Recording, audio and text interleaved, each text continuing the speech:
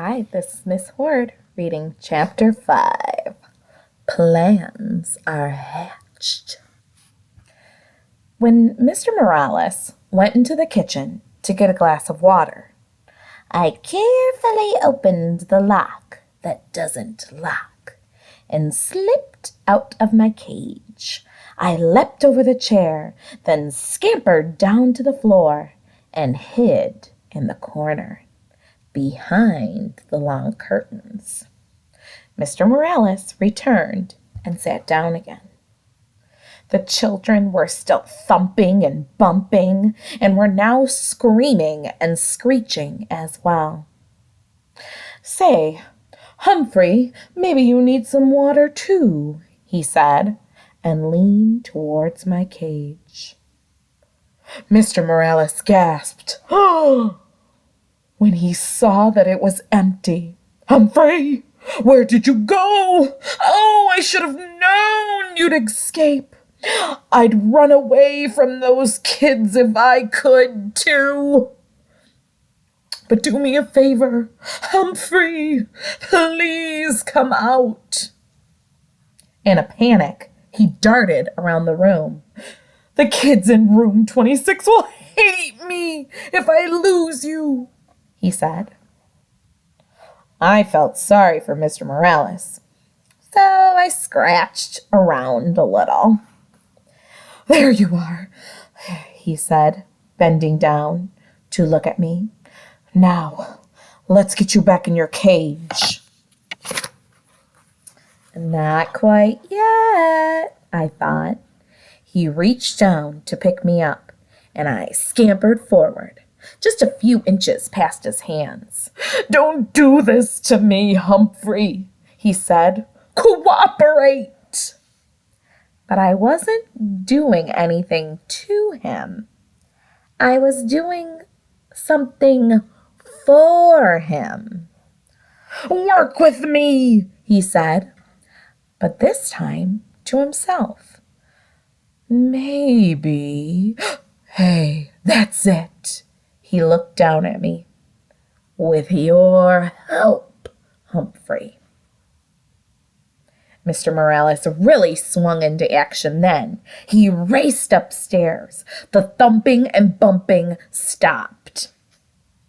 When he raced back downstairs, Willie and Brenda were with him.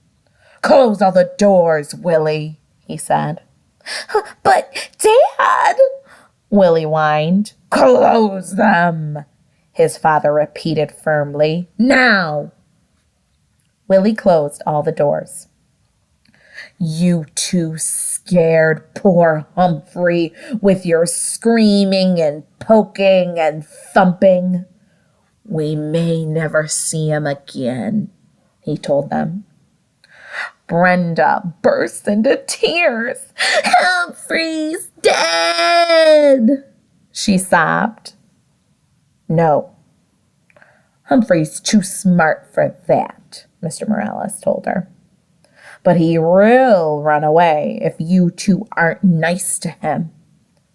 Right. You have to be pretty smart to be a principal. "Now, do you want to help me get Humphrey back?" "Yes," the children shouted. Mr. Morales explained the plan. He said the only way they'd get me back in my cage was if they worked together. And they could only work together if they listened to him. Really listened.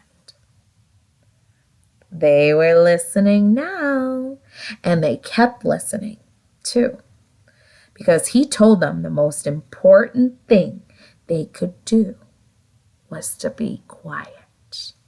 So they were quiet. "I'm pretty sure he's still in the room. Our job is to lure him back into the cage," Mr. Morales whispered. He put my cage in the middle of the floor. Then he went into the kitchen and got a handful of sunflower seeds. Willie and Brenda helped him make a trail of seeds across the floor, leading up to the cage. "Good," said Mr. Morales. "Now we have to be very, very quiet and wait for Humphrey to pick up the seeds. But if you say anything or even move, you might scare him." "We'll be quiet, Dad," said Willie. Brenda agreed. They all sat on the sofa. "Do you think it will work?" Willie whispered. "Of course," Brenda answered. "Dad's smart." Well, he wasn't the only one. I waited for a while. After all, the Morales children needed all the practice saying quiet they could get. When Willie got restless, I started skittering across the floor. "I hear him," said Brenda. "Shh," said Willie. I waited a few more seconds, then scrambled out of the corner and grabbed the closest seed. I could hear loud gasps from the children, but I pretended not to notice. I scurried toward the second seed. This plan Mr. Morales and I came up with was tasty, tasty, tasty. I could almost feel 3 pairs of eyes fixed on me, but I ignored them. I grabbed up the third and fourth seeds, hid them in my retreat pouch, then stopped right outside the door of my cage. Inside, Mr. Morales had left a lovely pile of sunflower seeds. It was nice to be free, but my cage was home after all. Besides, until the day someone fixes the lock that doesn't lock, I can get out whenever I want. The kids were still quiet, so I made a run for the cage. Mr. Morales quickly closed the door, and the children began to cheer. "We did it!" said Brenda. "Dad's the smartest man in the world," said Willie. "Hey, you kids helped. When we cooperate and work together, we make a pretty good team," Mr. Morales told them. "Lo mejor," Willie agreed. "The best." Mr. Morales squatted down and winked at me. "Of course, Humphrey helped too." I'll say, the rest of the weekend with the Morales family was fine. Sometimes the kids started interrupting their dad or mom, but Mr. Morales just reminded them that they could be polite if they tried. Willie and Brenda tried. Mr. Morales sold a house. It turns out selling other people's house is her job. Miss Morales sold a house. So they celebrated with pizza and ice cream. Brenda learned to hold me gently. Willie even cleaned the poo out of my cage, which I appreciated. Life is good, I thought, as Mr. Morales drove me back to school Monday morning. Then I remembered Miss Brisbane and how she said I was a troublemaker and she was going to get rid of me. "Humphrey, you're a true friend," said Mr. Morales as he carried my cage back to room 26.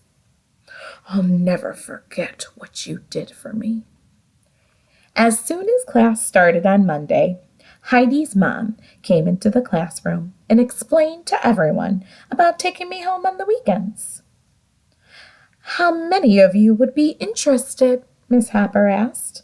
Every single hand in the classroom was raised.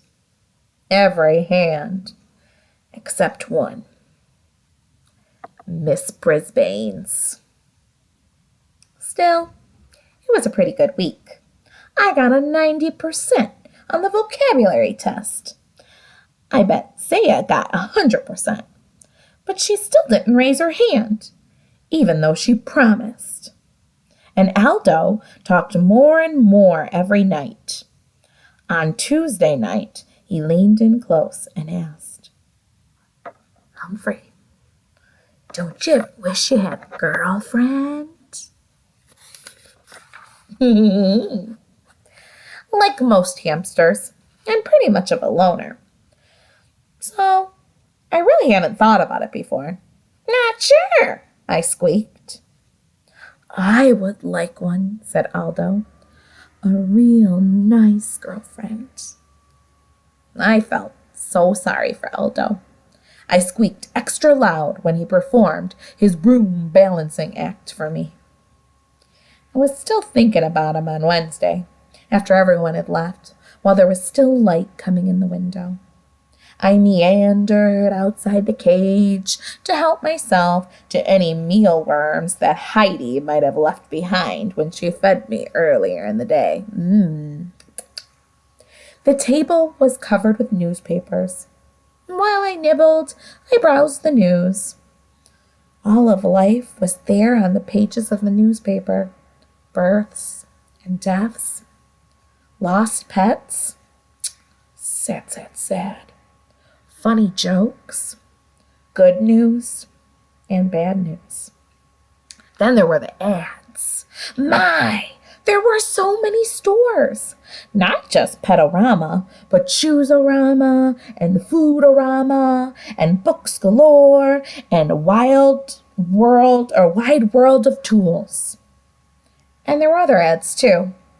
One in particular caught my eye that afternoon. It read, Working nights, lonely, want to meet others who work nights. The Moonlighters Club, for people who work at night.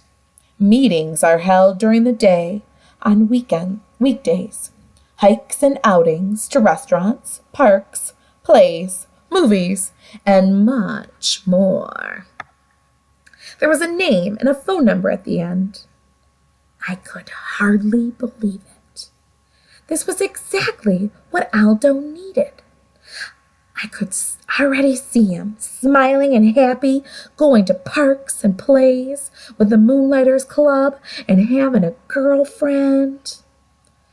But how could I get Aldo to read this ad? He'd probably just throw it away. Still, if I cut it out and left it in a place where he couldn't miss it, well, maybe. Hamsters can't do scissors, but we have nifty teeth.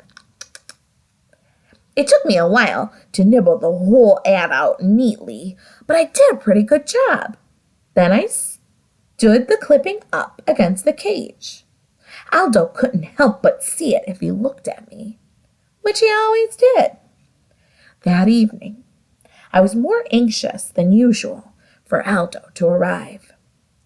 When he turned on the lights, I squeaked, "Hello!" right away. "Greetings to you, my little friend," said Aldo, as he pushed his cart into the room.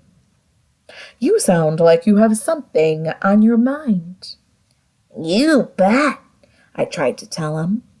He ambled over to my cage and leaned down to look in. "What's happening, Humphrey?" he asked. I saw his eyes light on the scrap of the newspaper. "Hey, I can hardly see you." He reached out and pushed the clipping aside. "Read it!" I squeaked right out. Of course, he didn't understand. He didn't even look at what the ad said. He just set it down next to the cage and leaned in closer. I was squeaking a blue streak.